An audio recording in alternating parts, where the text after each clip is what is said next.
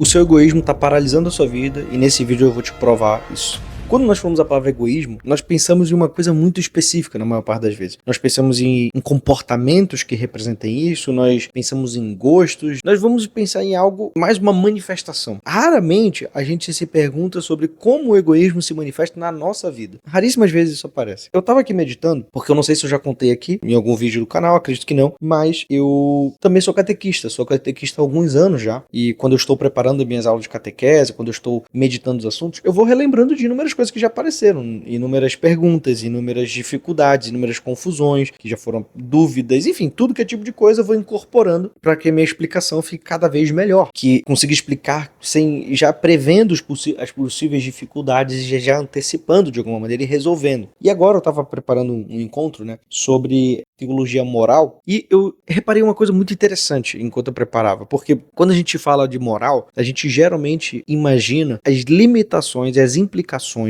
que a moral vai ter na nossa vida. Ou seja, o fulano ele começa a pensar mais pelo que ele não deve fazer. Então agora eu entendi que eu não posso fazer aquilo, que eu não devo fazer isso, que eu não vou fazer deste jeito, que eu não vou desejar aquele tipo de coisa, ou seja, a pessoa vai só criando uma série de limitações. E ela imagina que isso é uma espécie de amarra, que aquilo vai deixar ela infeliz, mas ela não para pensar o quanto, pelo exato oposto, aquelas sugestões morais vão ser libertadoras para aquela pessoa. E aí eu tava me perguntando, mas o porquê que ela não dá esse salto? O que acontece entre a maneira de perceber fechada, limitada, e a maneira de perceber libertadora? E aí foi aí que eu tive um insight enquanto eu estava aqui fazendo essa meditação, e eu percebi, isso é o egoísmo. Porque existe um tipo sutil de egoísmo, que é a preferência. Ou seja, você não vê o mundo como ele é, você não está aberto às novas possibilidades, às sugestões, você está apegado a como você já está acostumado. Ou seja, você cria um mundo não conforme as novas faces dele vão aparecendo para você, com as suas novas nuances, com as suas novas sutilezas. Não, você está apegado a uma maneira e você está fechado a qualquer outra possibilidade. E para exemplificar isso, eu vou dar um exemplo básico sobre uma conduta moral, que é você perdoar as pessoas, perdoar um amigo seu, perdoar uma pessoa que traiu você, enfim. Muitas pessoas veem isso como assim, peraí, isso é uma limitação, porque a pessoa fez algo errado comigo, agora eu que tenho que fazer alguma coisa. Ou seja, a pessoa, nessa perspectiva, ela tá vendo a moral como uma limitação, como um impedimento. Mas ela não consegue perceber, ela não se coloca nesse momento como ela gostaria se fosse o contrário. E se ao invés de você tivesse sido a pessoa que sofreu o erro, você estivesse do lado que cometeu o erro. Nós temos um péssimo hábito de que nós nunca nos imaginamos como aqueles capazes de errar. Nós sempre imaginamos os outros capazes de errar conosco. Ou seja, toda vez que a gente fala sobre traição numa aula de catequese, as pessoas pensam, e se eu for traído, inúmeras vezes eu não posso mais fazer tal coisa. Ou se meu amigo fizer isso aqui comigo, eu não vou poder mandar ele a merda. Ou seja, a gente vai sempre criando elementos como se sempre nós sofrêssemos o mal. Eu não lembro de quantas vezes eu vi, eu lembro que eu já vi, mas foram pouquíssimas vezes, momentos em que os alunos ali, as pessoas ali no momento da meditação da catequese, percebessem que elas são capazes de cometer o mal também. Ou seja, nós fechamos o mundo em que as coisas e os nossos erros, eles são passíveis de inúmeras compreensões. Porque quando você erra, não, mas era porque fulano te irritou, era porque você dormiu mal, era porque você tá cheio de estresse. Você cria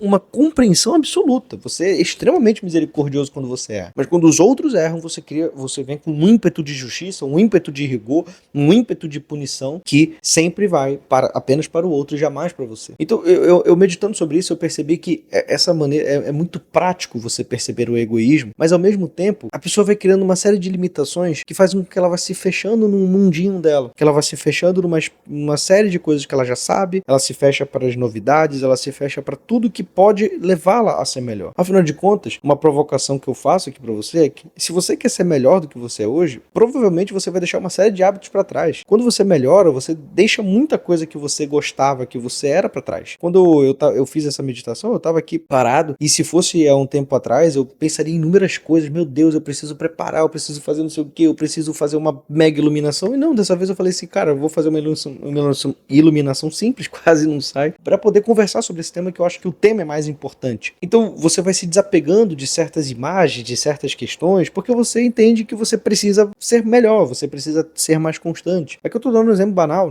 Mas se você for reparar, quando você olha para o passado da sua vida, quando você olha para o que você já passou e para coisas que você melhorou, você consegue perceber uma série de coisas que você teve que deixar para trás para poder melhorar, para poder ser maior, melhor. Então isso vale também para o aspecto de melhor enquanto pessoa. Aqui eu dei o aspecto moral, porque no fundo a moral serve para que você seja uma pessoa melhor, para que você seja uma pessoa mais feliz. Ela não serve para aprisionar você. O ponto é que nós somos tão apegados, nós somos tão mesquinhos e limitados à nossa maneira de perceber que a gente sempre acha que uma sugestão diferente, ela é avassaladora. O viciado, ele sempre acha que quando você sugere tirar o vício dele, você tá rogando a infelicidade dele. Um cara que é viciado em celular, se você fala, olha, você deveria passar menos tempo no celular, ele acha que você tá desejando o mal dele, porque afinal de contas ele vê aquilo ali como uma fonte de alegria, nem que seja naquele momento. E ele se fecha para os malefícios que ele tem na vida por causa daquele vício. Mas, quando ele começa a abandonar esse vício, se desapegar disso, e começa a ver a vida dele mudando, ele começa a reparar que antigamente ele não tinha a mesma percepção. Ou seja, você só vai ser melhor se você estiver disposto a abandonar você mesmo e as suas convicções no sentido mais mesquinho delas. É óbvio que quando a gente fala disso, você não deve sair abandonando tudo, mas você deve estar disposto a mudar quando a verdade aparece para você. Inclusive, eu lembro da frase, aqui agora vou dar um exemplo que vai servir mais para os católicos, mas eu não quero falar apenas com eles nesse vídeo, então eu acho que a provocação vai servir, mas você tem um grande santo da igreja, Santo Afonso Maria de Ligório, ele dizia uma coisa que eu nunca esqueci essa frase. Ele dizia que os santos, e na definição dele, o que ele está chamando de santo é aquele que quer realizar mais a vontade de Deus do que a própria vontade, ou seja, aquele que quer mais agradar a Deus do que a si mesmo. Ele fala que os santos seriam os primeiros a pular de cabeça no inferno se essa fosse a vontade de Deus. Então vejam como essa imagem é, meu Deus do céu, ela é forte demais. E se você para pra meditar, ela é um pouco assustadora, porque a gente fala, meu Deus do céu, eu não quero nunca ir pro inferno. E ele fala assim, olha, o santo tá tão mais disposto e tão mais disposto a realizar a vontade de Deus antes da sua própria, que se a vontade de Deus for contra ele, ele vai fazer. É claro que na prática, isso não aconteceria com o santo. Isso não aconteceria, porque o santo, ele quer tanto realizar a vontade de Deus que ele jamais se condenaria ao inferno, porque na verdade, para nós, o paraíso o amor a Deus. Então, uma pessoa que está disposta a isso, ela já ama a Deus com todo o seu coração. Mas é nesse sentido que nós devemos ser desapegados, no sentido de a verdade que vai se aparecendo na minha vida, as novas maneiras de perceber que me permitem um arrependimento, elas devem ser premeditadas, elas devem ser acompanhadas de um desapego. Inclusive, eu até usei uma palavra aqui que aqueles que estiverem um pouco mais atentos vão perceber. O arrependimento nada mais é do que isso. É um tipo de desapego da sua imagem, das suas convicções antigas, porque você percebe que aquele que errou não é mais o mesmo que está ali se arrependendo. Então, eu sei que o vídeo não foi tão bem preparado, no sentido da iluminação, tá mais básico tudo aqui, mas eu acho que essa mensagem é muito importante. Eu gostaria muito mesmo que vocês meditassem sobre essa dimensão do egoísmo, que vocês meditassem sobre essa dimensão do desapego, e que isso, de fato, pudesse chamar vocês a uma nova compreensão. Esse foi o vídeo de hoje, pessoal. Espero que vocês tenham gostado. Não esqueça de se inscrever aqui no nosso canal, de comentar aqui embaixo o que você achou, o que você percebeu, como que a meditação chegou para você, talvez o que você gostou mais, o que não ficou tão claro. Não esqueça também de deixar seu like e de compartilhar o vídeo com 2 amigos, como a gente vem falando sempre. Beleza? Fique com Deus e até o próximo vídeo. Tchau, tchau.